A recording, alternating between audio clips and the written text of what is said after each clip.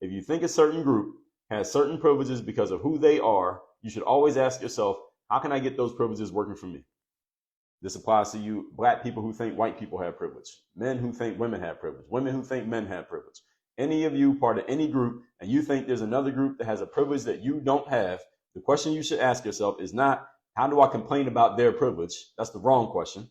This is the one that many of you have been taught and many of you actively use. Instead, you should ask yourself, how can I get that privilege working in my favor? Now, this doesn't mean you can play the same game. So if you're a woman and you think men have privilege, that doesn't mean you can become a man. Maybe it means, how do I move myself to a place where the privilege works for me instead of the privilege working against me? See, this is the kind of question you have to ask. And when you ask yourself the right questions, this is where you get insight. Insight is about not having all the answers, ladies and gentlemen. It's about asking the right question. That's where insight comes from. When you ask the right question, you get insight. Because if I ask you a question that you can't answer, and is a question that you've never addressed before, you never even thought about before, this is where now your brain, your mind has to go to work and start playing around with the question that you never considered. And in the process of playing around with the question that you can't even answer, you're going to come across new ways of thinking that you never considered before. And that's what an insight is. Insight is a new way of thinking. Insight does not mean you have all the answers. And let me explain what this means. What allows somebody to be a successful student? What makes somebody a successful student in school? Somebody, this is not a rhetorical question. What makes someone a successful student in school?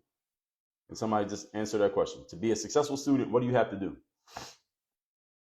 It's a pretty simple answer. This is not a trick question. All right, what do you do to become a successful student? So I'm talking kindergarten through high school through college. To be a successful student, what do you have to do?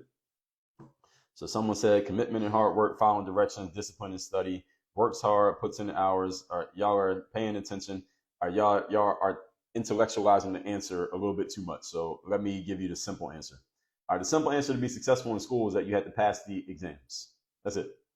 If you want to pass from the first grade to second grade, you got to pass enough classes to move to the second grade.